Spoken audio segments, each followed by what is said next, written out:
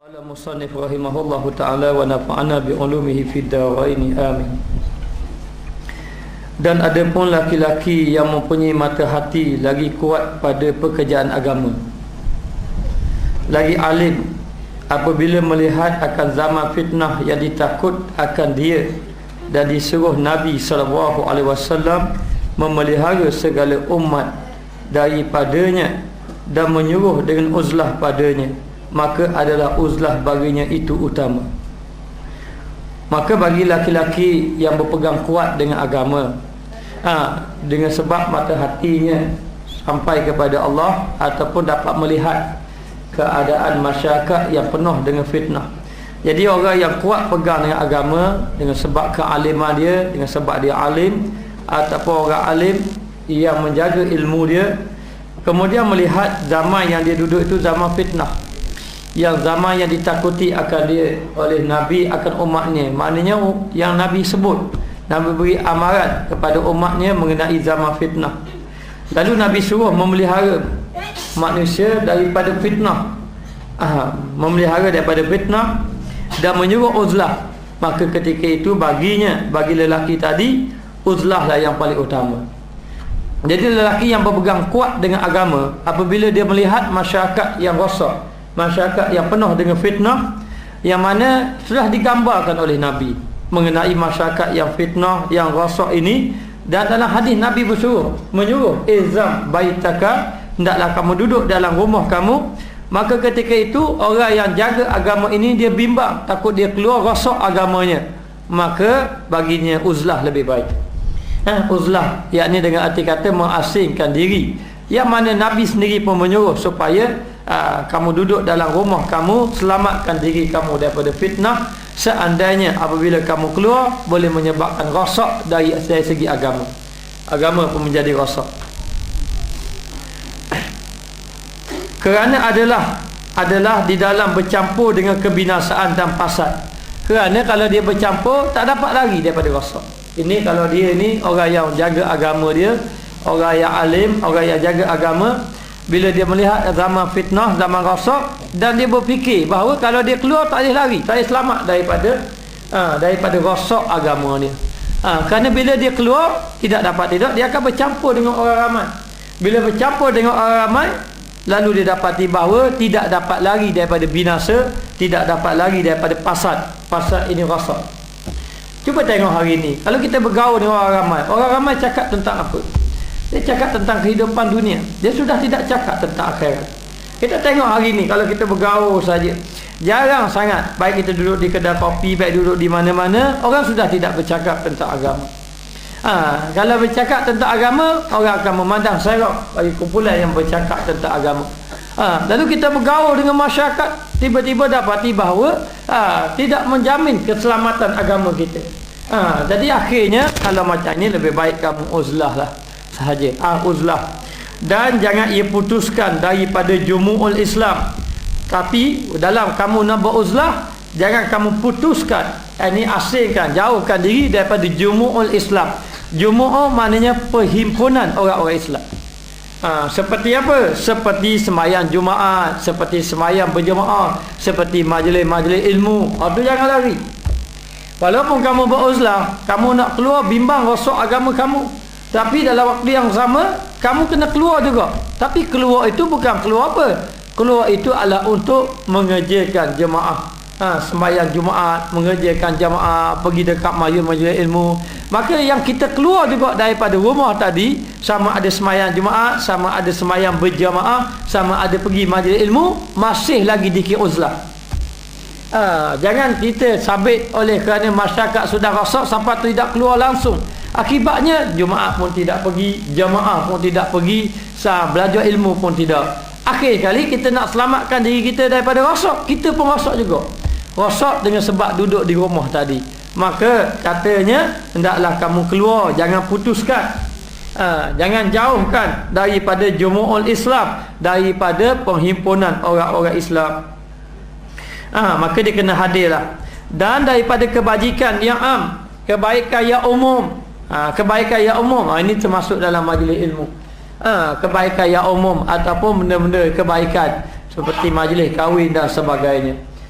ataupun ada jemputan-jemputan yang membawa kebaikan, maka kita hendaklah hadir juga yang memberi kebaikan kepada orang ramai. Maka jika ia berkendak mengasingkan dirinya daripada manusia, jika dia ingin menjauhkan diri pada manusia, sebab hari ini zaman kita pun kalau kita lihat mengasingkan diri lebih baik daripada kita keluar depan orang ramai. Kerana kadang-kadang kita tidak dapat menjaga hati kita, amal ibadat kita, agama kita. Maka dia kata, jika ia berkendak mengasingkan dirinya daripada manusia, sekali-kali maka pergi ia kepada pahu bukit. Pahu itu adalah puncak bukit. Kalau nak jugalah, siapa? Ia tu laki-laki yang mata hatinya kuat, ataupun laki-laki yang kuat pada agama tadi, hendak juga dia mengasingkan diri daripada manusia. Manusia sekali-kali, ataupun kita panggil secara langsung, memang betul-betul nak mengasingkan diri, maka pergilah ia ke pahu bukit, yakni ke puncak bukit. Jauhkan diri daripada orang duduk, ke puncak bukit yang jauh daripada negeri, jauh daripada orang ramai, daripada negeri, pada tempat orang ramai, dan di tengah padang, duduk di tengah padang pasir Sahara. Pergi duduk padang jauh, padang pasir ke, duduk jauh seorang diri, yang melepaskan daripada berhadap tuntut Jumaat dan juga jamaah. Apabila kamu duduk di puncak bukit, duduk di padang pasir jauh pada orang, maka tak wajib Jumaat. Jadi kalau kamu duduk kawasan dekat orang ramai, mesti kena pergi Jumaat, wajib kena pergi sembahyang Jumaat, kena pergi jemaah. Jadi kalau kata sembahyang Jumaat pun tak selamat juga, jadi nak asingkan diri juga. Dia kata kalau pergi sembahyang Jumaat, betul lah masa sembahyang Jumaat tu kita buat amal ibadat, tapi bila kita balik macam-macam kita jumpa orang, jadi nak tak selamat juga rasanya. Kalau begitulah keadaannya, rasa tidak selamat, naik atas bukit besar seorang diri, tak selamat juga bukit besar. Ada orang juga naik jogging petang-petang, pergi bukit-bukit lain, naik atas puncak bukit, duduk seorang diri, berzikir, beribadat atas seorang diri, selamat daripada orang lain. Kalau macam tu, yang jauh daripada negeri, tengah padang pasir, yang melepaskan daripada berhadap tuntut Jumaat dan jamaah, kerana hendak membaikkan, kerana nak baikkan diri tadi, barang yang ditiliknya pada agama. Nak jaga kat agama, nak baik pada agama dalam pekerjaan agamanya. Perkara yang ditilik tadi seperti sembahyang Jumaat dan sebagainya dalam perkara agama. Jadi oleh kerana nak jaga agama dia, tidak dia pun rasa fikir tak boleh duduk campur dengan orang ramai, lalu dia pergi dekat puncak bukit seorang diri, selamatkan diri ketika itu. Maka dalam keadaan macam tu, selamatlah kita. Tapi ingat, tapi jangan kita jatuh duduk dekat puncak bukit atas, jauh pada orang, yang menyebabkan rosak juga kita.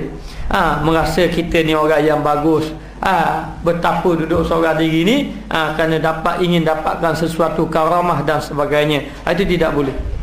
Kemudian kataku siapa? Kata Imam Ghazali. Kataku, yakni kata Imam Ghazali pula, dan tiada aku tilik, yakni tidak aku sangka ataupun tidak aku fikir, umpama ini laki-laki ini yang kuat nak pegang agama sampai nak jauh diri pada orang, barang di mana ada ia, melainkan bahawa mudahkan dia Allah Ta'ala. Kata Imam Ghazali, orang yang macam ini, yang betul-betul nak jaga agama, aku fikir dia tidak payah duduk di mana saja, Allah Ta'ala akan jaga dia. Kalau dia hati betul-betul nak jaga agama, Allah Ta'ala akan memudahkan dia, yakni sayugianya daripada ia hadir akan jamaat. Kata Imam Ghazali, orang yang betul-betul nak jaga agama, dia kena jaga juga, pergi juga sembahyang Jumaat, jangan duduk puncak bukit sana. Kerana Allah Ta'ala akan tolong dia, akan memudahkan dia apa? Yakni dengan arti kata, dia pergi sembahyang Jumaat, Allah Ta'ala akan pelihara dia. Sembahyang jamaat ni sembahyang jemaah, dan sekalian perhimpunan kebajikan Islam dan perhimpunan orang ramai yang membawa kebaikan pada orang Islam. Seperti apa? Seperti majlis ilmu. Majlis ilmu ni dia panggil perhimpunan orang ramai. Ni ada benda apa ni? Pengumuman sedikit. Nombor kenderaan benda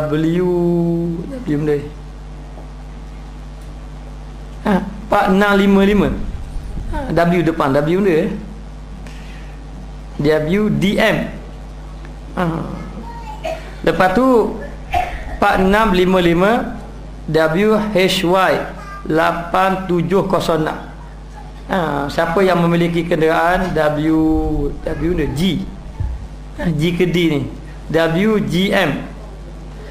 Ya, ingat nombor pelik 4655 dengan WHY 8706. Tolong alih kerana halang lalu lintas. Orang kampung komplain. Minta alih. Tak apalah, ni pelik wilayah kat mana. Bukan pelik Terengganu. Jadi 870 dengan 4655 tolong alih tak belakang sana tak apa. Orang kampung dalam tu tak apa. Okey, kita sambung balik. Maka dia kata perhimpunan kebajikan Islam, maka ia hadir akan yang demikian itu. Maka dia kena hadir juga. Kata Imam Ghazali, aku fikir orang yang macam ini, yang betul-betul nak jaga agama, kena pergi juga seorang jemaah. Tak payah naik atas puncak bukit sana tu. Supaya jangan luput bahagian dia. Kalau tidak luput bahagian dia, supaya tidak luput, tidak hilang bahagian dia.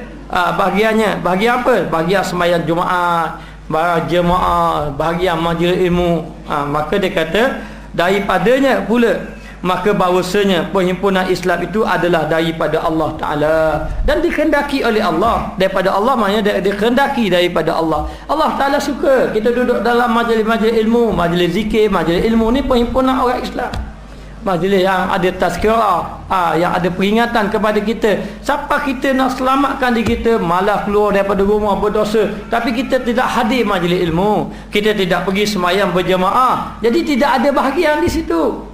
Bahagian pahala ni besar. Majlis ilmu ni, majlis zikir besar, sehingga kan dalam satu hadis menceritakan bahawa Allah Ta'ala tanya malaikat, apa yang kamu jumpa daripada umat aku, daripada hamba aku? Kata malaikat, aku tengok hamba kamu berzikir.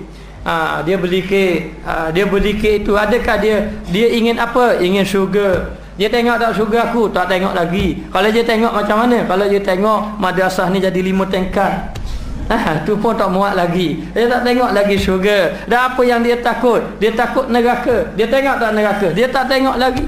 Dan kalau dia tengok macam mana? Kalau dia tengok, dia akan beribadat bersungguh-sungguh, takut pada neraka. Dan apa lagi dia minta? Dia minta pun keampunan daripadamu. Kata Allah, ginilah aku nak beritahu pada malaikat ini, beritahu kepada hamba-Ku bahawa aku ampunkan dosa dia. Duduk dalam majlis. Lalu malaikat kata, ya Allah, yang duduk dalam majlis itu ada yang melakukan dosa besar. Yang melakukan dosa besar pun ada. Katanya Allah Ta'ala, walaupun ia melakukan dosa besar, aku ampunkan mereka kerana dia duduk dalam majlis zikir. Termasuk dengan majlis ilmu. Ini besar. Jadi kita nak beritahu, sabit kita uzlah, sampai tidak ada bahagian kita macam ni. Jadi rugi. Maka Imam Ghazali kata, aku berfikir kena pergi juga, sebab perhimpunan orang ramai seperti majlis zikir, majlis ilmu ini satu daripada tuntutan Allah, daripada Allah.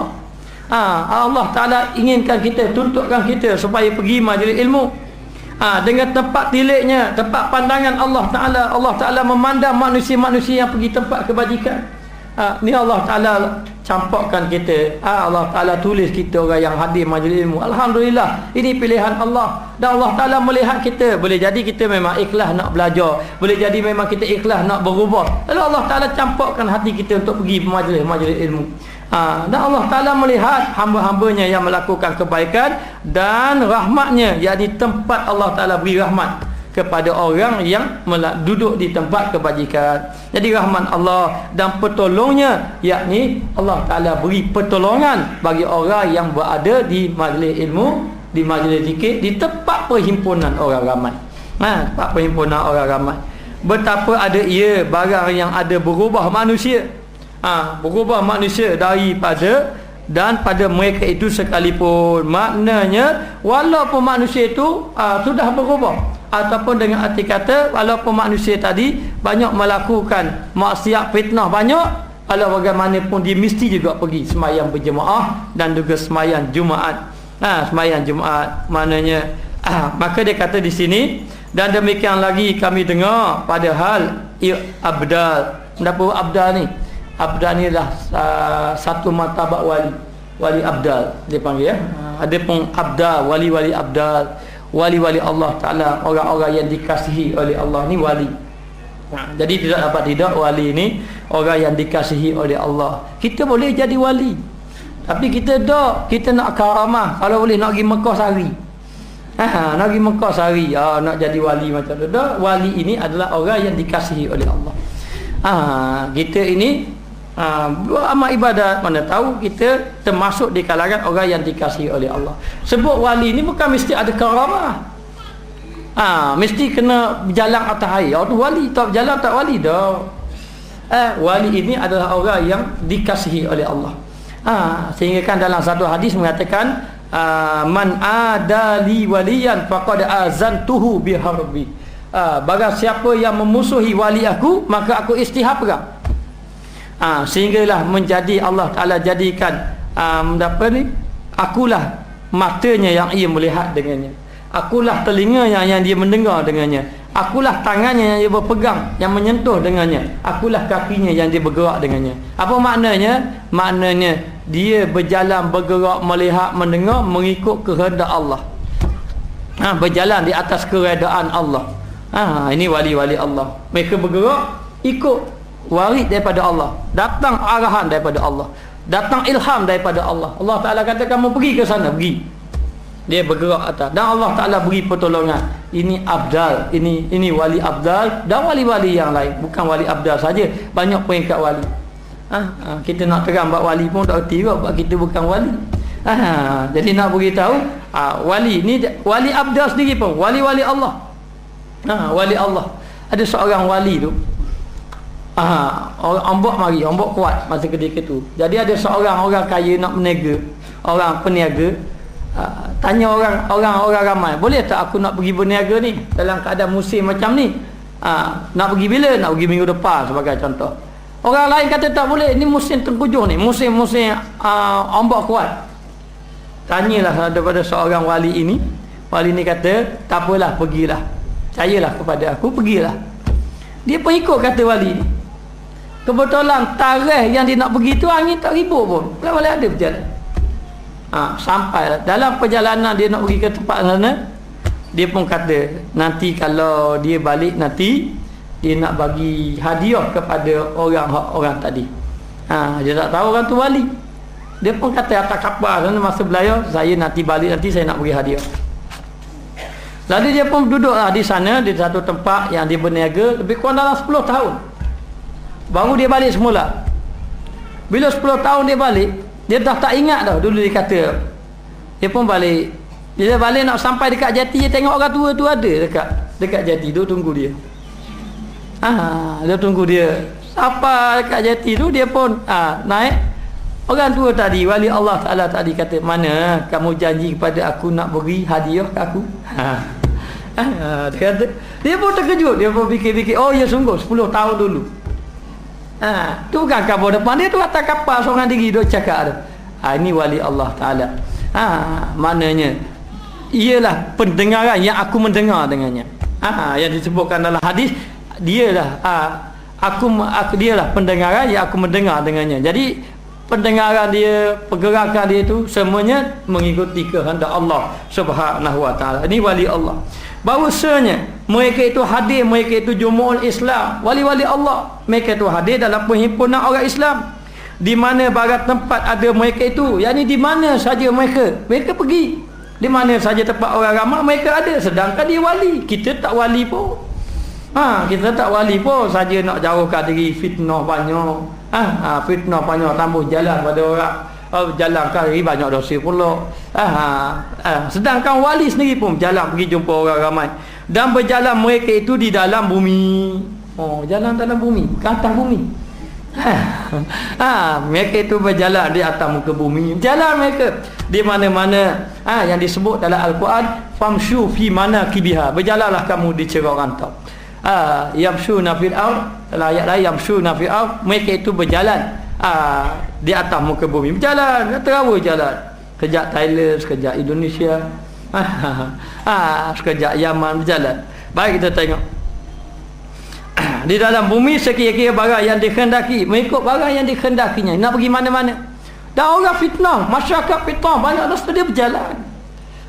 Tapi tengok saja, walaupun dia berjalan di khalayak ramai, orang ramai, tapi hatinya tidak bersangkut dengan orang ramai tadi. Oleh mereka itu, dikehendaki oleh mereka itu, yakni wali-wali tadi. Dan bahawasanya bumi sekaliannya bagi mereka langkah yang satu. Bumi seperti langkah yang satu. Ini wali-wali Allah. Tidak heran hari ini kita ada di Mekah, hari ini ada di sini, esok ada di Mekah. Bukan kita lah wali. Wali tidak heran. Emang pernah tengok apa di Tauku Pulau Manis. Kisah Tauku Pulau Manis, nama sebenarnya Syekh Abdul Malik. Syekh Abdul Malik bin Syekh Abdullah. Jadi sedikit sejarah. Dia ini Tauki dia yang bernama Syarif Muhammad, Syekh Muhammad Syarif Baghdadi. Baghdadi adalah orang yang membawa Islam di Kuala Terengganu, di Terengganu ini. Jadi jasa dia ni sampai sekarang kita boleh mengucap 2 kalimah syahadat. Masa Syekh Syarif Muhammad Baghdadi ini datang ke Terengganu, rakyat Terengganu beragama Buddha dan Hindu seluruhnya. Jadi berpangkalan di mana? Di Kuala Berang. Dia adalah wali Allah Ta'ala dan dia telah berdakwah. Sehinggalah bila dia berdakwah sampai sekarang alhamdulillah kita mengucap 2 kalimah syahadat. Dia punya jasa ni Syarif Muhammad Al-Baghdadi. Jadi cucu dia yang bernama Tauku Paluh ni ataupun Syekh Muhammad Syekh Abdul Malik bin Syekh Abdullah. Dia ni wali Allah. Satu hari dia belajar di Mekah. Bila dia belajar di Mekah, lalu tok guru dia kata, buah apa yang paling sedap sekali? Buah apa? Ni musim dia ni. Musim dia kedua tak tahulah. Jadi orang pun tanya dia, negara Mekah, di Mekah. Orang Arab mana kenal buah durian? Ini buah apa? Buah semeh, buah kema. Ni buah apa? Buah tin. Mana kata buah zaitun, ada kira?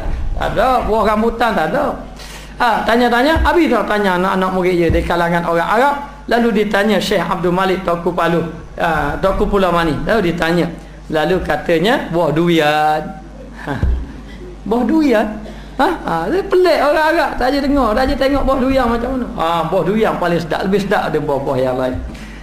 Lebih sedap pada buah yang lain. Lalulah dia pun janji nak bawa esok. Dulu mana duduk Mekah, nak cari duduk pokok durian Mekah. Dia duduk mana. Tapi janji dah esok nak bawa buah durian. Lalulah dia pun balik daripada Mekah, balik Pulau Mani. Sekelip mata, macam mana dia balik, macam mana dia sampai di Mekah, daripada Terengganu ke Mekah Terengganu sekelip mata, wallahu a'lam, itu kerja wali. Kita tak jadi gitu. Kalau jadi gitu, esok pak Mekah dah esok. Tapi tak jadi gitu, nak buat mana? Dah boleh. Jadi nak beritahu, dia balik rumah. Daripada Mekah dia balik rumah, sehari saja. Balik rumah, jadi kebetulan ada buah durian ayah dia simpan, dia ambil buah durian masuk. Dan dia ambil pergi Mekah satu hari je. Tak apalah. Maka durian kalau kita tak ada mau naik kereta kan, pas ke depan bau. Maknanya. Jadi akhir sekali dia pun bawa. Dia pun bawa lah durian. Bila bawa durian sebab mobak bau ni. Bau. Akhir sekali dia pun tunjuk buah durian. Inilah buah yang paling sedap kali yang tok guru tanya kemarin tu. Dia tahu apa? Buah tu buah durian. Wah, kejut orang duri dah nak makan mana? Pakai kekoh gitu ke pakai buah-buah duri pakai apa? Pakai iri-iri duri sikit-sikit macam ke buah nenah gitu. Kejut orang dah tak tahu nak makan mana. Lalu dibelah lah buah durian tadi. Orang agak makan Allah. Baru tahu buah durian paling sedap. Tu nak beritahu ya wali Allah boleh bergerak satu hari je. Hari ni ada di Terengganu, esok ada Mekah. Selangkah saja. Maka dia bergerak itu mengikut keizinan Allah Subhanahu wa taala, sehingga kan bagi mereka, bagi wali-wali Allah taala itu langkah yang satu saja. Bumi ini seperti langkah yang satu saja. Dan disebut di dalam akhbar, bukan surat khabar ni. Akhbar maknanya dalam cerita-cerita, bahawasanya bumi ini lipat bagi mereka itu. Ibarat boleh dilipat, dihampirkan, didekatkan bagi mereka itu, dan menyeru mereka itu dengan tahayat. Menyeru apa? Menyeru bumi tadi dengan tahayat, dengan penghormatan. Bumi itu memberi penghormatan kepada wali-wali Allah. Sebab tu kalau wali Allah Ta'ala duduk di satu tempat, akan ada barakah tempat tadi. Kalau wali Allah Ta'ala tu mari kat kampung kita, akan ada berkat kampung kita. Kalau ada mari rumah kita, berkat rumah kita. Itu wali Allah Ta'ala. Sebab tu kena ingat, kita wali-wali Allah Ta'ala ini, kalau kita tahu dia wali, kita duduklah dalam majlis ilmu dia. Duduklah bersama dia, ataupun sekurang-kurang minta doa. Sebab apa? Wali ini pergerakan dia akan diberi penghormatan. Bumi beri penghormatan, beri penghormatan kepada wali Allah. Beza dengan ahli wasiat. Ahli wasiat kata, kalau bumi ahli wasiat berjalan, bila nak mati apa-apa ni. Maknanya kubur kata mari kubur kata. Ini ahli maksiat. Ahli maksiat. Tapi ahli Allah ataupun wali-wali Allah, setiap dia berjalan di atas muka bumi, bumi memberi penghormatan pada dia. Kalau dapat dilihat, nascaya tunduk pokok-pokoknya. Bertasbih memuji wali-wali Allah Ta'ala, orang yang dikasihi oleh Allah. Dan memberi halwan. Apa pula halwan? Halwan inilah kemuliaan. Memberi penghormatan dan kemuliaan.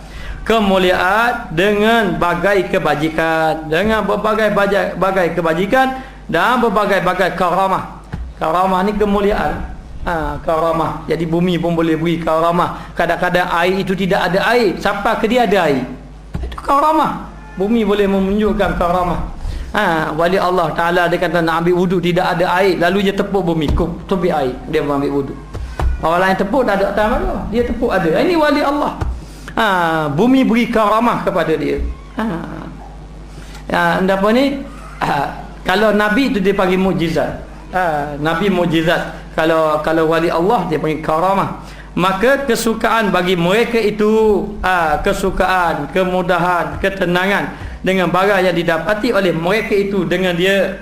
Jadi Allah Ta'ala beri kemudahan. Jadi bagi dia bumi ini mudah bagi dia.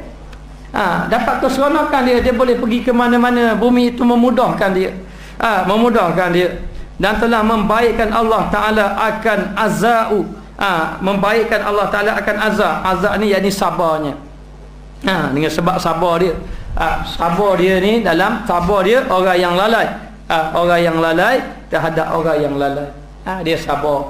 Orang-orang yang lalai itu, dia ni berkasih sayang. Orang-orang yang lalai dia berdoa. Kita ni sabit wali Allah je. Tak ada wali Allah, binasa dah kita. Maknanya sebab ada lagi doa-doa yang dimakbulkan oleh Allah dengan sebabnya adanya wali-wali Allah.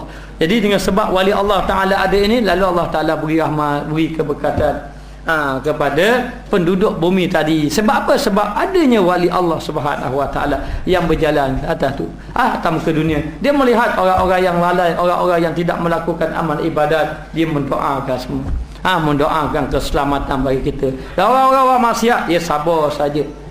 Dia sabar dengan sifat kasih sayang wali-wali Allah Subhanahu Wa Ta'ala, daripada menilai di dalam membaikkan bagi dirinya dan menolong akan orang yang menuntut yang tiada sampai kepada maksudnya. Jadi nak beritahu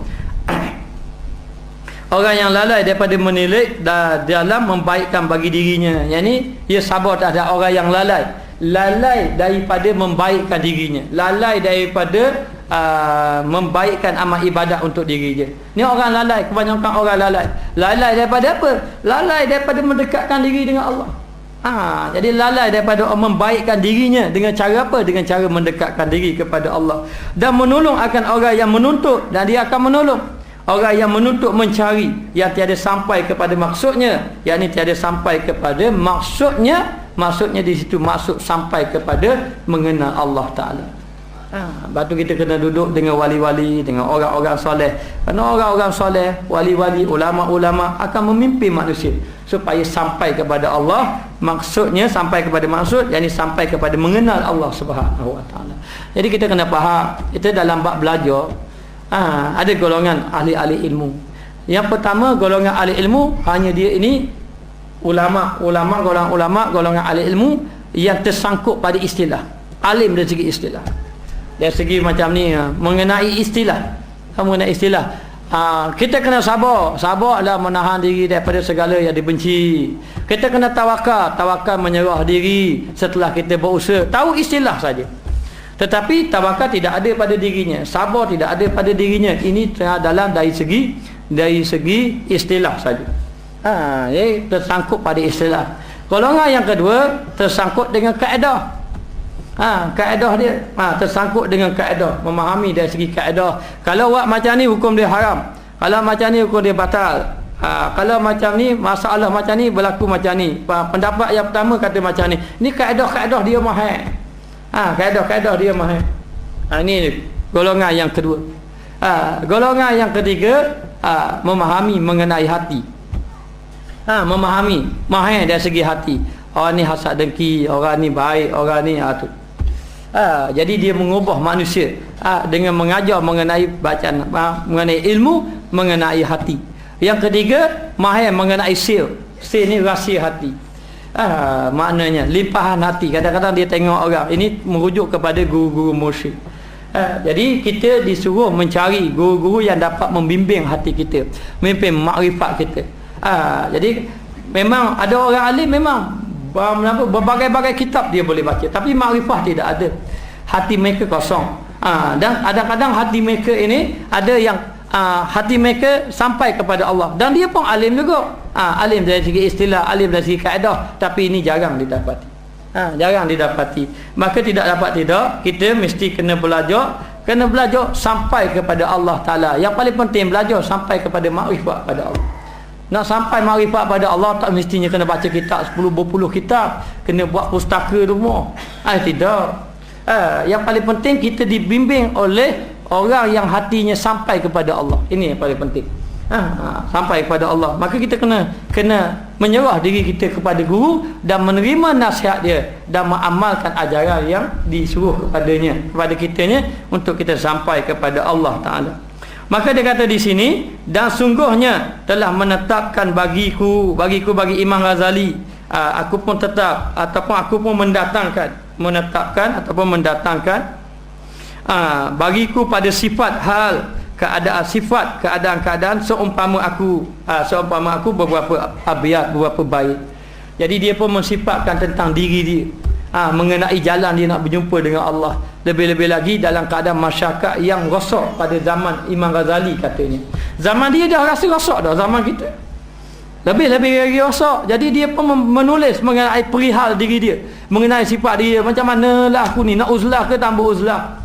Macam mana keadaan aku ni? Aku nak mendekatkan diri dengan Allah. Macam mana cara dia nak selamatkan diri daripada Allah Ta'ala ni, selamatkan diri daripada maksiat supaya sampai pada Allah. Lalu dia menulis bait ni syair ataupun dia panggil apa ni, syair lah, syair. Maka dia kata kemenanganlah yang menuntut, kemenanganlah telah mendapat kejayaan orang yang mencari, dan berhubung oleh orang yang wasal, berhubung dengan orang yang sampai kepada Allah. Jadi dia kata untunglah orang yang mencari telah berjumpa dengan orang yang telah sampai kepada Allah, dan dia pun sampai kepada Allah. Jadi nak sampai pada Allah mesti berhubung dengan orang yang sampai. Sahabat Nabi tak kenal Allah, dia kenal Allah dulu ke kenal Rasulullah dulu? Kenal Rasulullah dulu, maka dia jumpa Rasulullah baru sampai pada Allah. Maka beruntunglah kamu kalau kamu berjumpa dengan orang yang sampai pada Allah. Kamu belajar dengan orang yang dekat hatinya dengan Allah, lalu kita pun belajar dengan dia, maka hati kita pun diikat sampai kepada Allah. Untung sungguh kalau orang tadi belajar berjumpa dengan orang yang telah sampai kepada Allah. Kita ni disuruh mencari wali-wali Allah. Kita disuruh mencari guru-guru mursyid yang memimpin hati kita. Bahkan dalam kitab Haqaiq Tasawuf mengatakan bahawa kalau kamu tidak jumpa guru yang membimbing hati kamu, wajib kamu cari, keluarlah kampung kamu. Kita dah hari ni nak suruh tok guru mari kampung payah. Nak suruh guru mursyid cari mari kampung kita payah. Kita kena pergi cari. Wallazina jahadu fina lanahdiyannahum subulana. Orang yang bersungguh-sungguh berjalan pada jalan aku tunjuklah jalan dia. Macam mana nak sampai pada Allah? Biar tak dalam hati, ya Allah, macam mana aku nak sampai pada Allah Ta'ala ni? Bukan kita nak belajar nak jadi alim dah, tak mampu dah nak jadi alim. Sekarang ni kita belajar nak cari jalan, macam mana kita nak sampai pada Allah Subhanahu Wa Ta'ala. Lalu kata Imam Ghazali, untung sungguhlah orang yang telah sampai berhubung dengan orang yang telah sampai kepada Allah dan dapat sampai kekasih dengan ahbab. Ahbab ni segala kekasih. telah berjumpalah dia ini seperti telah sampai kekasih ataupun telah berjumpa kekasih dengan segala kekasih. Yakni telah berjumpa dengan Allah. Kita nak jumpa dengan Allah, biar jadikan Allah Ta'ala tu kekasih kita. Jadi bila kekasih rasa tak sabar nak jumpa kekasih, tu baru ya. Betul tak? Mana nak jumpa besok hari, malam tak tidur dah hingga bila nak jumpa.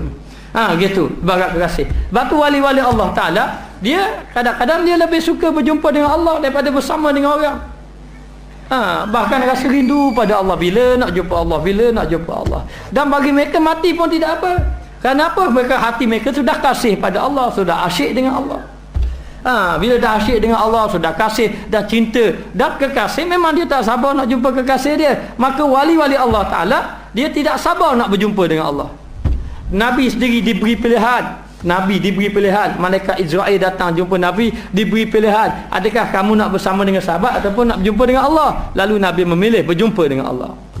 Itu Allah. Malaikat wi tanya pada Nabi. Hari tanya saya, tangguh dua. Tangguh nak jumpa orang ramai. Sebab apa? Sebab hati sudah kasih. Jadi nak cara macam mana kasih? Kita ni, kalau orang beri kita, orang ni baik sungguh beri pada kita, kita jadi kasih pada dia dan kita teringat sama. Ni orang beri aku ni. Contohnya. Contoh teringat sama. Bila kita ingat pemberian dia, lalu kita rasa kasih pada dia.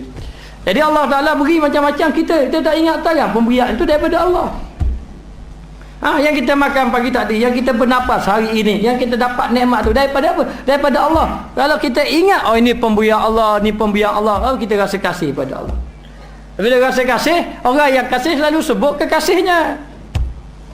Sikit-sikit sebut nama kekasihnya, sikit-sikit sebut nama kekasihnya. Bila dia sebut nama kekasihnya, lalu masuk dalam hati. Jadi kita kalau nak kasih pada Allah, kena banyak sebut nama Allah. Dengan arti kata kena banyak berzikir. Bila berzikir, akhir sekali nama Allah Ta'ala itu tertanam di dalam hati.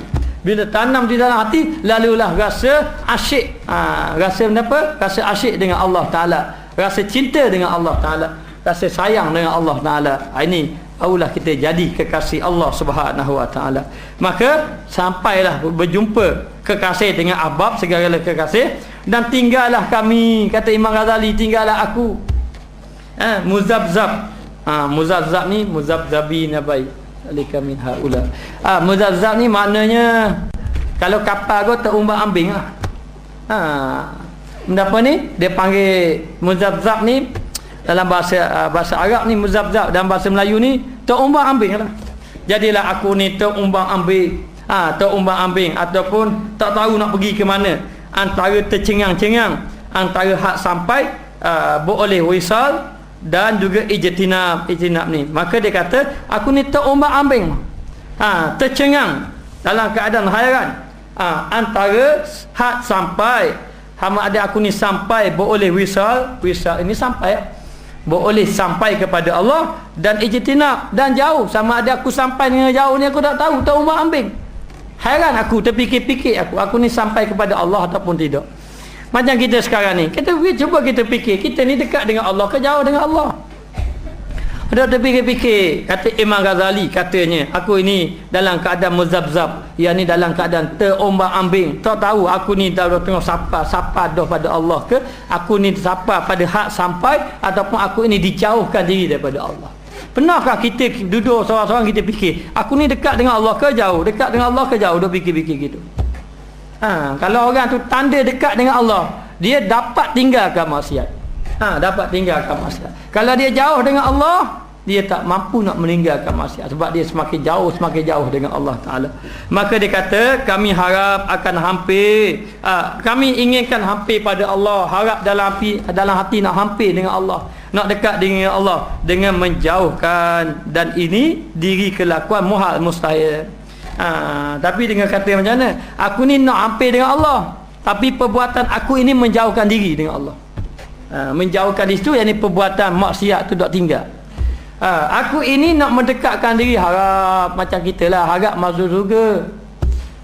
Tapi semayang maghrib pukul, semayang asar pukul 7. Ya Allah, ya Tuhan, aku berilah aku masuk surga. Lepas mayang maghrib, mayang asar ni mayang maghrib pula.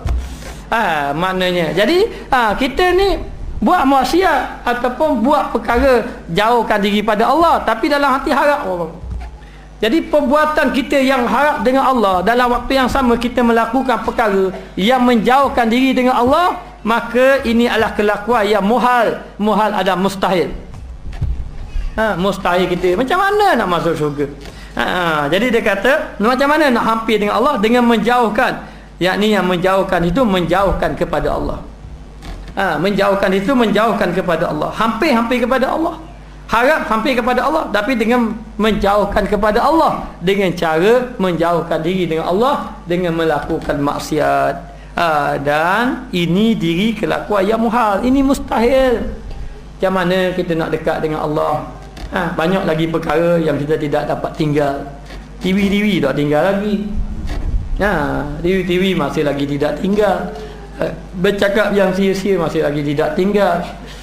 Dalam seharian ni cakap bab perkara agama sedikit je, perkara duniawi banyak.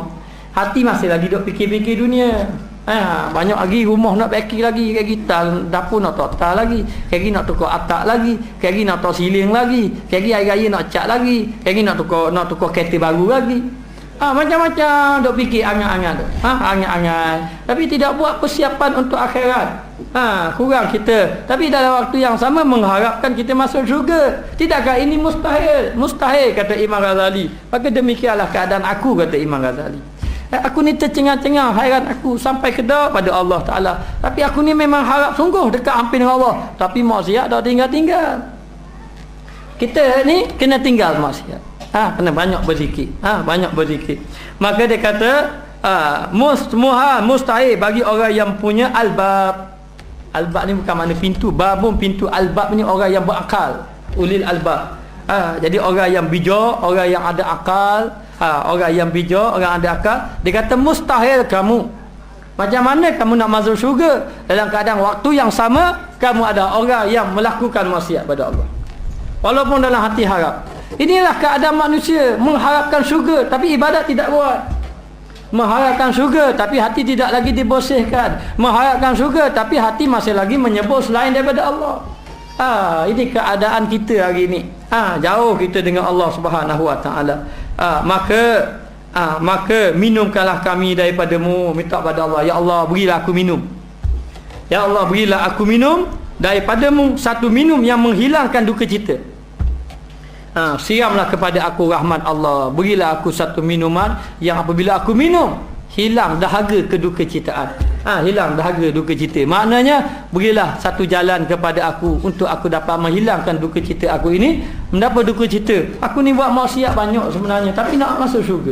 Inilah yang kita hadapi. Lepas tu Imam Ghazali dia tunjuk jalan. Jalan yang kita hari ini lalu ini pernah dilalui oleh Imam Ghazali. Mendapat yang kita lalu. Kita lalu ni kita lemah nak buat amal ibadat, tapi hati masih lagi harap nak masuk dalam syurga. Lalu minta dengan Allah, ya Allah munajat, tulis syair, tulis baik, baca tiap-tiap hari. Ya Allah berilah aku minum air menyebabkan hilang duka cita aku. Hilang dahaga, yakni hilang dahaga duka cita aku. Mendapat duka cita? Duka cita mengenai maksiat banyak, tak nak tinggal.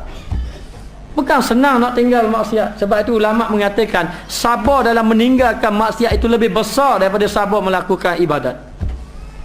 Maksiat payah nak tinggal. Lalu dalam keadaan macam tu minta supaya dihilangkan rasa duka cita dan menunjuk kepada jalan yang sawab, tunjuk jalan yang betul, macam mana ibadat yang betul. Hari ni ramai buat amal ibadat, tapi adakah ibadat kita betul? Kenapa kita dah semayang bertahun dah kita semayang? Bukan setahun 2 tahun, kadang kita semayang dah 20 tahun, 30 tahun, tapi masih lagi tidak dapat lagi jalan.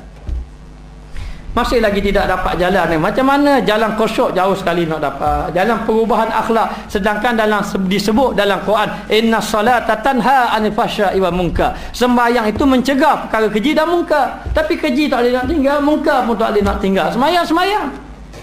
Ramai mana orang kata takbir semayang menipu orang. Ramai mana orang yang semayang tetapi masih lagi mengambil berat hak orang lain. Masih lagi semayang dalam keadaan melakukan, mengekalkan dosa-dosa besar. Kenapa berlaku macam ni? Boleh jadi kita tidak berjumpa jalan untuk sampai pada Allah. Jadi Imam Ghazali tunjuk jalan. Jalan dia, jalan apa? Di antaranya hadirkan diri kat majlis ilmu, semayang jemaah yang tinggal, kemudian banyakkan duduk di rumah. Boleh. Banyakkan duduk di rumah. Jangan keluar banyak-banyak. Kalau nak keluar, pastikan tempat yang kita keluar itu ada kebaikan. Nak pergi mana ni? Nak pergi majlis ilmu. Fikir aku pergi majlis ilmu ni. Mari ni aku nak keluar ni. Nak pergi mana? Nak pergi majlis ilmu. Ni tempat kebaikan. Dituntut oleh agama pergi. Pergi. Ada pun tempat-tempat yang tidak dituntut. Ataupun kalau kita pergi, merosakkan jiwa kita, merosakkan agama kita, kita dilarang tinggal.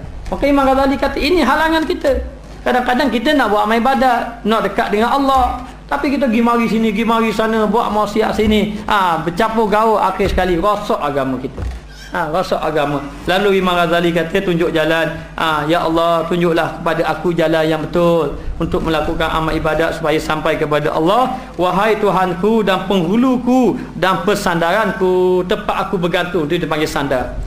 Dan persandaranku, tempat aku bergantung, dia sebut As-Samad. Allahus Samad, Allah Ta'ala tempat bergantung. Wahai Tuhanku, wahai penghuluku, wahai persandaranku, wahai Allah Ta'ala tempat pergantunganku, dan menolong aku, dan tempat menolong kepada aku, dan siapa kepadanya ma'arab. Ma'arab ni tempat kembali. Dan kepada siapakah yang aku kembali? Dan kita kembali kepada siapa? Wa ilaihi turja'un. Kita akan kembali kepada Allah. Kita pertolongan dengan Allah. Sebab itu kita kena banyak munajat. Kena banyak munajat kepada Allah Ta'ala. Malam-malam akad doa. Tambah munajat pun, mari malam Jumaat kita munajat ramai-ramai di sini. Minta pada Allah Ta'ala supaya Allah Ta'ala tunjuk jalan yang betul, supaya kita ini duduk di atas landasan yang sampai pada Allah. Jalan yang benar. Baik, kita tengok. Wahai dukun, wahai doktor, wahai dukun. Wahai dukun, dukun penyakit, wahai dukun penyakit, wahai doktor-doktor yang mengobat penyakit hati. Bukan doktor hospital ni, bukan. Doktor yang dimasukkan di sini adalah orang yang merawat hati. Wahai guru-guru kami, wahai guru-guru yang mursyid, wahai marham, bagi segala luka. Marham ni orang, wahai orang yang membalut. Wahai orang yang membalut bagi segala luka. Luka kita, hati kita luka. Bukan hati luka-luka berasa hati kasih tinggal, bukan tu. Luka ni dengan arti kata banyak sangat dosa-dosa yang kita lakukan. Jadi kita hati tidak tenang dengan dosa yang telah kita lakukan. Hati tidak tenang dengan dosa dan dengan dosa yang kita lakukan. Jadi banyak dosa. Maka dia kata di sini, mawham, wahai orang yang membalut bagi segala luka dan yang melepaskan daku daripada segala aswab. Aswab ini adalah penyakit-penyakit yang parah, penyakit-penyakit hati. Wahai yang melepaskan daku daripada segala aswab. Wahai Allah yang boleh melepaskan aku daripada penyakit. Wahai Allah yang boleh membalut luka aku. Tiada aku ketahui dengan apa yang aku obatkan akan sakit. Aku tidak tahu obat apa yang untuk mengobat penyakit aku ini. Aku tidak tahu. Penyakit apa ni? Penyakit hati. Penyakit dalaman hati. Bukan penyakit hati berasa hati orang tu, bukan. Penyakit hati, dengki, dengki pada orang, riak, suka menunjukkan orang, menunjukkan pada orang, ataupun dia panggil sum'ah, suka orang memuji kita. Itu penyakit belaka tu. Orang alim banyak kena penyakit sum'ah, suka orang puji. Orang-orang abid, orang amal ibadat kena penyakit riak, suka orang tengok dia, oh banyak buat amal ibadat. Suka riak.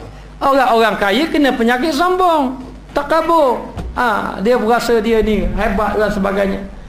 Jadi kena penyakit ini, penyakit yang payah kita buang. Bahkan penyakit ini lebih parah daripada penyakit yang kita tengok orang terlantar di hospital. Dia terlantar di hospital, dia tak menyusah orang, menyusah ke doktor dengan misi je. Itu pun doktor misi tiap-tiap bulan dapat gaji. Tapi dia tak cara orang. Dia nak cara orang apa, dia hak diri dia, sakit diri dia dia. Tapi kita yang sihat ni, hati dengki pada orang, beramal apa, marah pada orang dan sebagainya. Ini penyakit hati. Penyakit inilah yang perlu kita berobat. Hari ni orang tak ambil berat tentang penyakit hati. Penyakit hati ini kena obat. Kalau tidak kita ini kotor, kita nak sampai pada Allah. Sebab tu kita ni mesti kena bersihkan hati kita. Maka dia kata di sini, aku tidak tahu obat apa yang aku nak perlu makan ni untuk membersihkan hati aku, ataupun dengan apa aku mendapat kemenangan pada hari hisab, dan macam mana keadaan aku, untuk apa aku dapat kemenangan, keselamatan di hari hisab, di hari akhirat. Apa dah amalan yang aku bawa nanti susahnya lah dekat hisab nanti dekat negeri akhirat. Susah kita dekat negeri akhirat. Kita datang ini dalam keadaan banyak dosa. Kecuali kita bertaubat pada Allah, Allah Ta'ala ampunkan dosa kita. Dan ingat, dunia ini sementara sahaja. Ini bukan dunia yang hakiki. Ini bukan kehidupan yang hakiki. Kehidupan yang hakiki akhirat. Contoh macam mana? Contohnya kita bermimpi. Okey, dalam kita bermimpi itu ada harta banyak. Kita bermimpi kan ada harta banyak dalam mimpi. Dalam mimpi orang bagi harta banyak. Allah sukanya kita kaya. Kita kejut daripada mimpi. Mana harta? Tak ada. Tengok bawah batal takut-takut ada. Tak ada juga. Takut bawah lembek takut-takut ada. Tak ada juga. Dah tadi mimpi saja. Itu bukan, itu khayalan. Alam khayalan, alam yang sebenar, alam ni, alam nyata. Itu gambarannya. Tapi di negeri akhirat ini mimpi. Mimpi kita dapat kereta besar, kita dapat rumah, kita ada keluarga, kita ada piti banyak. Itu keseronokan kita. Bila kita mati, mana? Tak ada benda dah. Tak ada benda dah. Dah tu ibarat mimpi. Atas muka dunia ni. Ni tengah mimpi sekarang ni. Ada tidur sini. Dia tengah mimpi sekarang ni, tengah mimpi. Jadi bila dia sedar dekat akhirat nanti, Allah mimpi. Sebab tu dia sebut illa asyiyatan abduhaha, kecuali rasa duduk atas muka dunia masa sekejap aja, seharian ni, ataupun sekadar waktu duha saja. Jadi nak beritahu kehidupan yang sebenar adalah kehidupan hakiki, adalah kehidupan akhirat. Bagaimana kehidupan aku dekat negeri akhirat? Katanya Imam Al-Ghazali. Orang yang sentiasa menghisap diri, yang merasa takut pada Allah, yang memikirkan tentang amal ibadatnya macam mana dan sebagainya. Jadi demikianlah kita ini, kita kena insaf diri kita, banyak dosa kita ini. Dan jangan merasa lepas bila berjumpa dengan Allah. Macam mana kita nak masuk syurga? Macam mana kita harap kita nak duduk dekat dengan Allah? Adakah maksiat-maksiat ataupun perkara yang menjauhkan diri dengan Allah masih kita lakukan?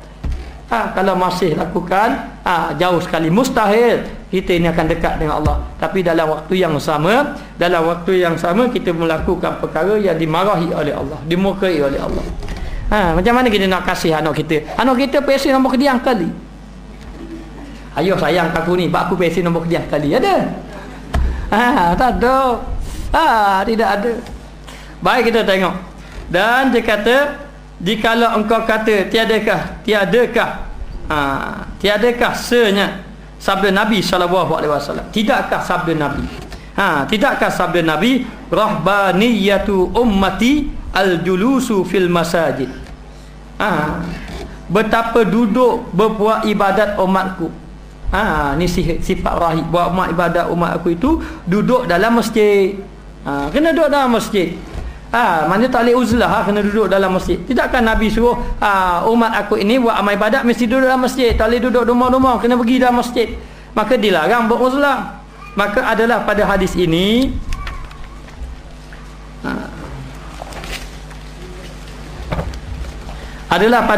menegah mengasingkan akan dirinya. Tegah asing diri. Menegah mengasingkan diri. Jadi nak beritahu, berdasarkan hadis tadi, rahbaniyatu ummati al-julusu fil masajid, maknanya ibadat umat aku ni duduk dalam masjid. Jadi nak buat ibadat yang duduk rumah, buat masjid, duduk di masjid, bermakna tidak boleh uzlah berdasarkan hadis ini. Kalau orang tanya macam tu, yang Imam Ghazali kata duduk rumah banyak-banyak tu, duduk rumah masyarakat rosak dah, kalau boleh tak payah pergi apa ni, jalan-jalan, duduk rumah buat amal ibadat. Betul kan, dalam hadis kata buat amal ibadat mesti di masjid, jangan buat amal ibadat di rumah. Maka ketahuilah olehmu bahawa yang demikian pada yang lain daripada zaman fitnah. Ini kalau tidak berlaku zaman fitnah. Kalau tidak berlaku zaman fitnah, pergi masjid, pergi keluar pun dapat. Fitnah tidak berlaku. Saya tengok satu tempat yang bagus, Yaman bagus.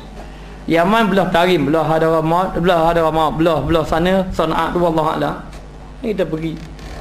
Memang keadaan dia terkawal, bagus, masyarakat dia bagus. Sehingga kan ada dalam hadis dia kata, atakum ahlul Yaman hum araqu afidatan wa alyanu lisana.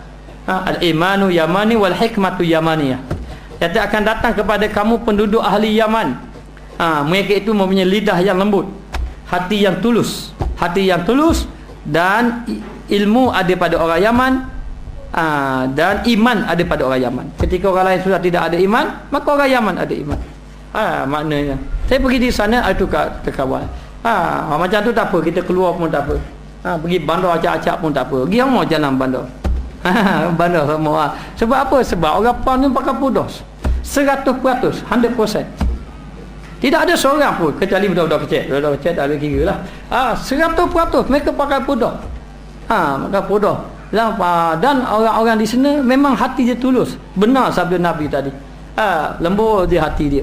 Maknanya. Jadi nak beritahu keadaan terkawal di situ. Satu hari abang saya kata ada satu kampung yang dah mula membuka podah dia. Kerana terpedaya dengan orang-orang luar. Orang-orang luar.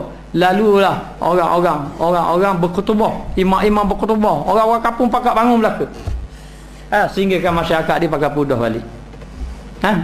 Maknanya itu zaman dia. Sebab di Yaman mereka memegang mesti nak pakai podah, wajib. Di Yaman. Di kampung kita tak apalah. Kampung kita ni yang pakai podah yang terbaik bagi saya lah. Orang bagus pakai podah, orang tak pakai podah pun bagus juga. Kerana orang umur saya tak pakai kok. Okey, baik.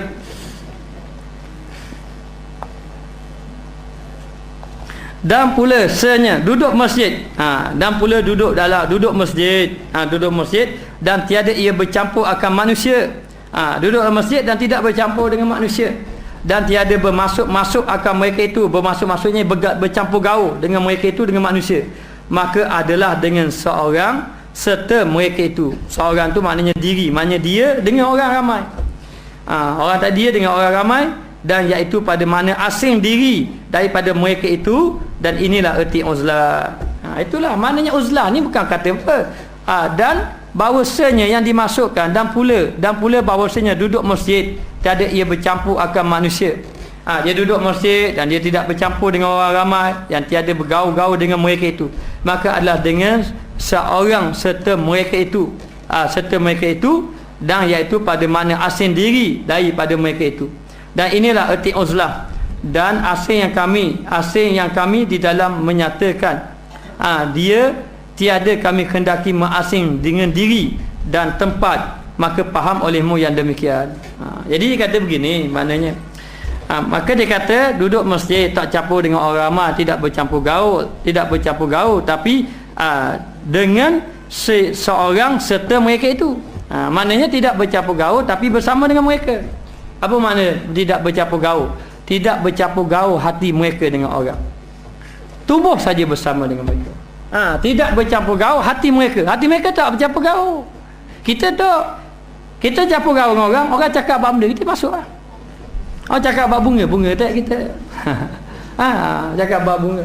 Kita cakap bab benda, baju tak kita. Jadi hati kita masuk. Jadi orang yang beruzlah ini, mereka itu bercampur gaul, tidak bercampur gaul dari segi hati mereka, tapi diri mereka dengan orang ramai. Diri mereka sama, duduk sama dengan orang. Orang bercakap, dia bercakap, tapi hati dia ingat Allah berzikir.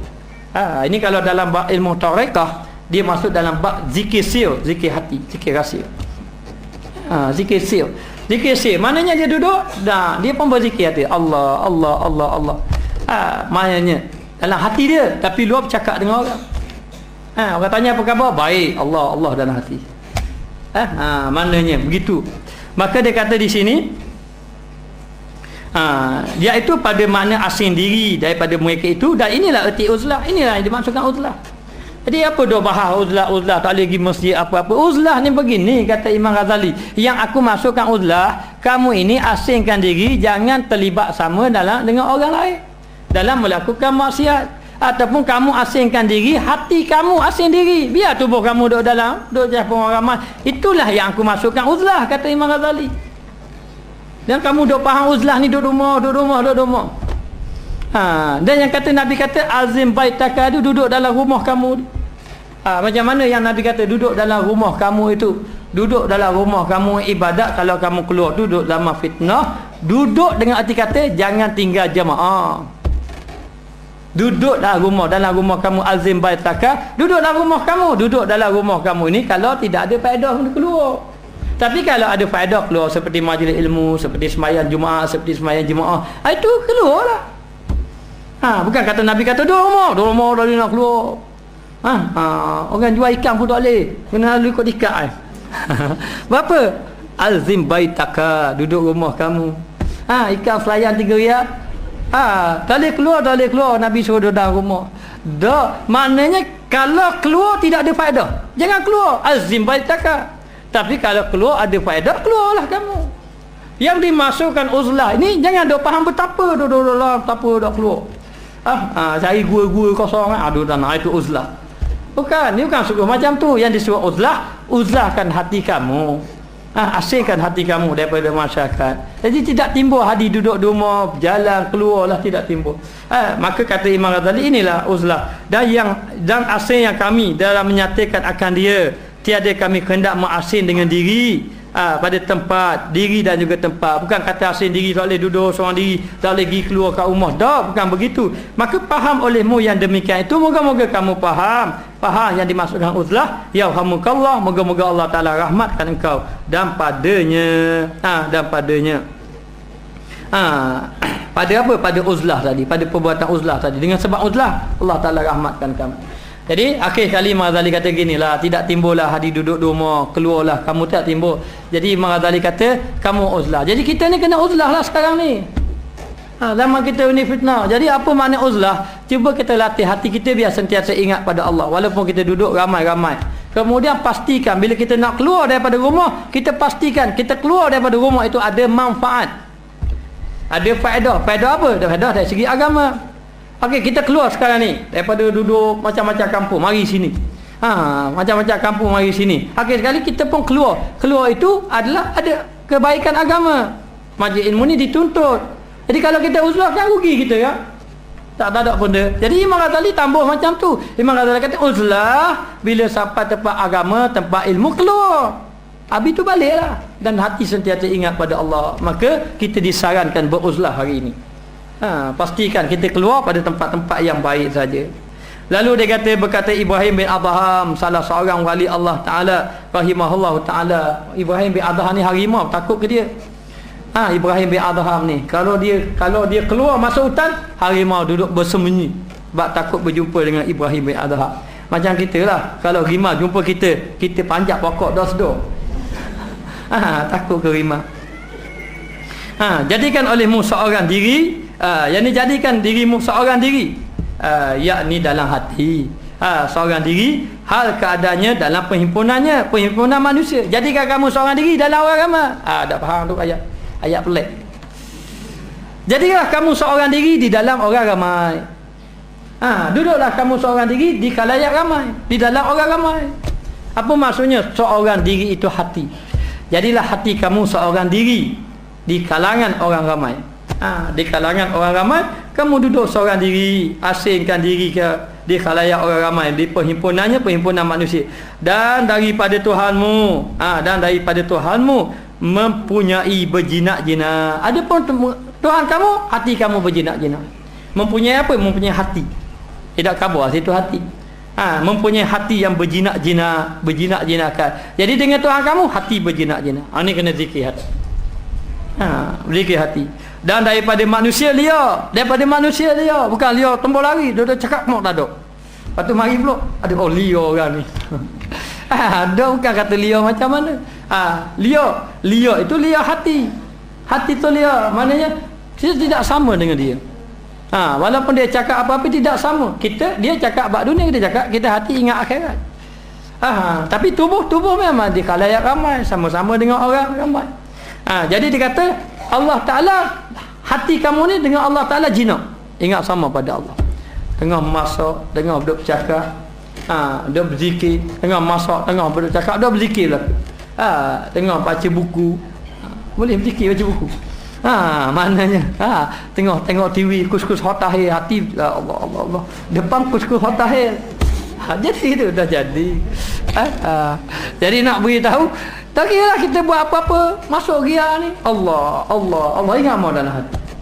Di kaya ramai, pergi meeting lagu Hindustan si bangun Allah, ambil meluk Allah tak dalam screen, tak dalam dia troli, ambil meluk, ambil makanan, Maggi, Allahu Akbar.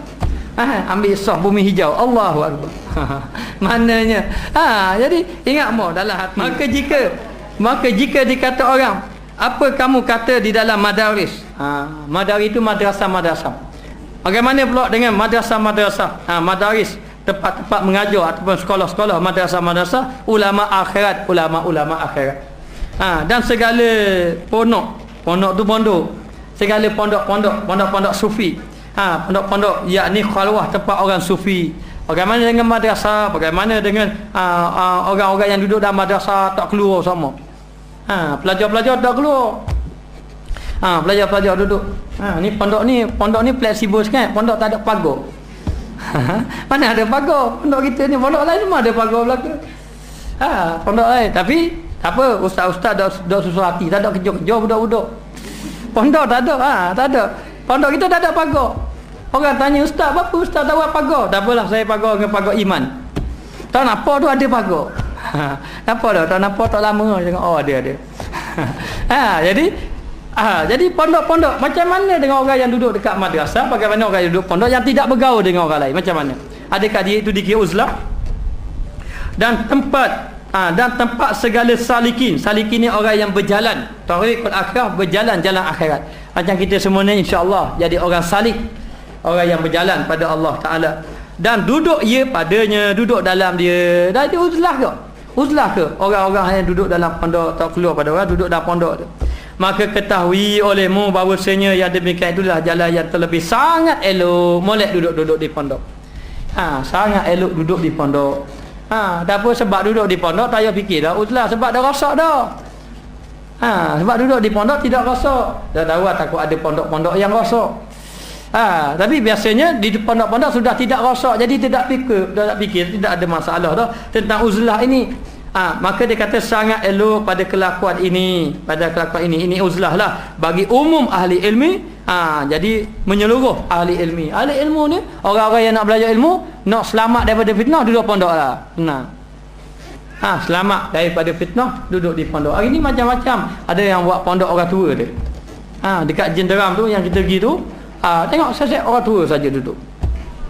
Dia pergi pondok. Ya, orang tua menghabiskan sisa-sisa hidupnya duduk di pondok untuk belajar ilmu agama. Bagus. Jadi bagian tu. Bagian budak-budak, banyak budak-budak. Macam saya ni bagian remaja. Ada setengah tu di Pulau Manis tu bagian budak-budak kecil. Budak-budak yang umur 12 tahun ke bawah. Kita ni umur 15 tahun ke atas. Jadi dalam keadaan macam tu. Jadi orang-orang yang nak belajar ilmu ni, bagus dia duduk di pondok. Sebab kita tengok kalau remaja-remaja macam yang saya ambil 15 tahun kata, kalau dia tak duduk pondok, hancur dia keadaan masyarakat hari ni. Jadi nak beritahu, bagus bagi orang-orang yang ni tengok masyarakat yang rosak, hantar pergi pondok-pondok. Hari ni tambah tak ada masa depan. Belajar pondok lagi nak kerja benda. Itu jadi timbul masalah hari ni. Jangan bergantung, jangan takut tentang rezeki. Jangan takut tentang rezeki. Disebut dalam kitab hikam kan, orang ini berbimbang-bimbang fima dubina laka, apa yang kamu ni yang telah dijanjikan, wa taksiruka fima tuliba minka, dan kamu ini mencuaikan apa-apa yang diminta, yang dituntut daripada kamu. Benda apa yang dituntut? Yang disuruh ibadat, rezeki aku tanggung. Allah Ta'ala tetap belaka dah. Jadi kita ini ragu-ragu. Dalilu ala intimasil basirati minka, sebagai dalil tertutupnya mata hati kita. Pasal takut kita hantar ke tok guru pondok, kita takut anak aku jadi mana pergi belajar pondok, nak kerja apa je. Kita hantar pada orang alim, takut hantar pada orang alim. Orang alim tak kekohnya tak cekik anak kita. Ada, dia akan jaga nak suruh jadi baik. Sekurang-kurang kita dapat anak yang soleh. Nanti lagi kalau apa-apa lagi nak suruh siapa? Suruh anak kita lah. Jadi siapa satu mereka itu tamu dah piti, kita fikir nanti aku mati, anak aku pergi baca tak kubur. Jadi dia dapat tidak? Kena hantar. Dia kata bagus duduk-duduk di pondok-pondok ni madrasah ini bagus. Elok. Dan ijtihad ni yakni orang yang bersungguh-sungguh yang melakukan ibadat. Bagi orang yang sungguh-sungguh nak beribadat, duduk pondok. Yang bersungguh-sungguh nak ibadat. Dan yang demikian kerana yang demikian dia duduk dekat madrasah tadi, kerana bahawasanya telah menghimpunkan dua makna. Ada dua makna orang yang duduk di madrasah, duduk di pondok. Dua makna itu dan faedah dan dua faedah dan dua faedah. Salah satu uzlah daripada manusia. Nak kata uzlah pun boleh juga orang duduk pondok, sebab bila dia duduk pondok dia dah campur dengan orang luar. Dia tak campur dengan orang luar. Maka ada dua makna. Satu dia uzlah lah, uzlah dan asing ia daripada mereka itu, asing daripada orang ramai. Dan dia kata pada bertaulan, pada bercampur gaul, berkawan dan bercampur di dalam pekerjaan mereka itu pekerjaan manusia. Jadi masalahnya orang yang duduk di pondok ini, duduk di madrasah-madrasah, mereka itu mengasingkan diri daripada manusia dan bercampur gaul sama-sama mereka. Jadi uzlah pun ada, bercampur pun ada, tapi campur sama-sama dia lah. Dan keduanya bersekutu serta mereka itu, tetapi mereka sama dengan orang ramai di dalam Jumaat. Tapi sembahyang Jumaat lagi akan bagus. Orang duduk pondok uzlah pun ada pada dia. Tak? Dia duduk dalam pondok saja. Tak campur dah masyarakat lain. Tak ada. Budak-budak pondok pergi patah batu berut, tak ada. Kecuali buat persembahan, itu lain. Jadi dah campur gaul dah. Jarang. Jadi guru dia akan jaga dia. Jaga dia duduk dalam. Jadi bila dia duduk dalam pondok itu dipanggil uzlah. Beruzlah juga dia, uzlah, dan dia bercampur juga, campur sama-sama dia. Orang suruh pergi mayat-mayat pergi. Kan ada ciri-ciri uzlah tu kan? Hanya keluar pada tempat-tempat baik saja. Tempat-tempat ada orang jemput budak-budak pondok nak apa? Nak joget atas petang, tak ada. Tak ada tempat-tempat kita nak panggil pasukan apa nak suruh tak ajak tengok bola. Orang tak panggil budak-budak pondok gitu. Jadi orang pondok ni dia panggil tempat-tempat baik. Dia pergi apa ni?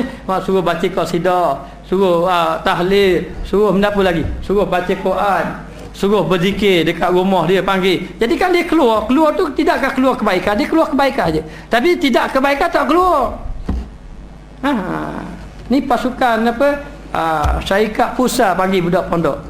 Pergi budak pondok tak ada pergi. Ada juga. Maknanya jadi nak beritahu tempat yang baik-baik lajur pondok pergi.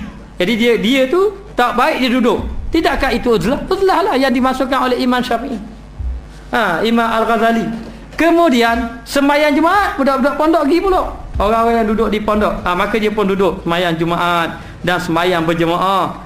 Mereka itu sama dengan orang ramai dan membanyakkan syiar Islam. Macam-macam lah. Mayat-mayat. Lagi benda apa lagi budak-budak pondok buat? Lain pada sembahyang mayat, pergi mauhaban dan sebagainya.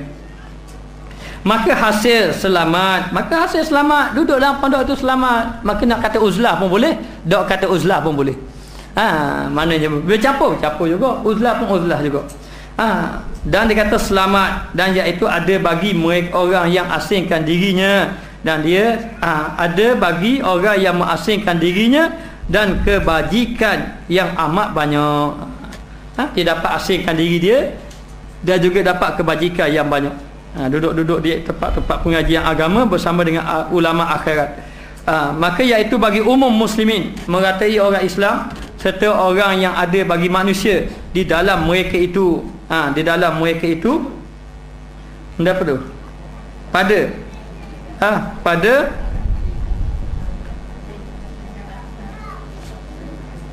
mereka itu apa ni? Pendapatan. Dia sambung situ. Dia sambung pendapatannya. Ada situ. Dia sambung. Ni kepala saya. Orang yang ada bagi manusia di dalam mereka itu. Jadi umum meratai kebajikan. Kita duduk dalam pondok dapat rata kebajikan. Duduk dalam kita pun dapat juga kebaikan. Dan suruh orang-orang muslim, orang-orang Islam kelilingnya.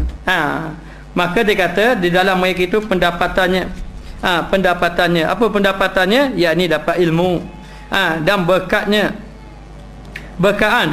di dalam pekerjaan, dan berkatnya dalam pekerjaan agamanya dan nasihat, maka adalah kelakuannya padanya yang terlebih betul jalan. Ini jalan yang betul, uzlah dulu pondok. Itu jalan yang betul. Dapat bertambah ilmu, dapat pendapatan, bukan pendapatan PT, pendapatan ilmu duduk pondok. Dapat bertambah ilmu, dapat berkat. Kan duduk di pondok kan jadi sembahyang berjemaah. Mai jemaah duduk rumah dah mai jemaah mana. Kadang-kadang boleh rajin baca Quran. Sebab ramai baca Quran, kita pakat baca Quran. Ya, lepas tu dapat mendengar nasihat-nasihat daripada guru. Maka inilah jalan yang lebih betul. Lebih betul dan terlebih baik halnya, dan terlebih sejahtera, sabil itu jalan lah. Sejahtera, selamat jalan. Dan dari kerana inilah kelakuan itu berbuat kebanyakan orang yang arifin, dan kebanyakan orang-orang yang arif, mereka itu bersama dengan ulama-ulama akhirat, duduk di pondok-pondok, duduk belajar. Jadi tidak kita kena belajar lah. Mari madrasah. Hanya kita kadang-kadang terikat. Terikat macam mana? Terikat dengan anak-anak, terikat dengan keluarga. Jadi jangan meninggalkan terus pondok, jangan. Tinggal. Sebab tu saya mengambil jalan, kita buka pondok umum dan khusus. Kita buat gitu. Ada pondok-pondok kan, dia setiap pondok-pondok tu pelajar dia je, orang luar tak masuk. Ada juga pondok gitu. Jadi saya buat pondok dalam bandar. Dalam bandar orang-orang keliling pun ramai. Jadi ada pekak budak-budak kelas malam pada ain. Baru pekak remaja budak-budak pondok. Lepas tu pekak dewasa ni orang-orang umum mari. Hanya yang budak remaja itu khusus, yang ni umum. Umum. Jadi kita ini katanya jangan tinggal pondok-pondok, yang tinggal madrasah, dan jangan rombok. Nyanyi pula rombok madrasah. Jadi nak beritahu jangan tinggal madrasah. Pergi belajar. Itulah kelakuan orang-orang yang arif untuk sampai pada Allah, yang mengenal Allah.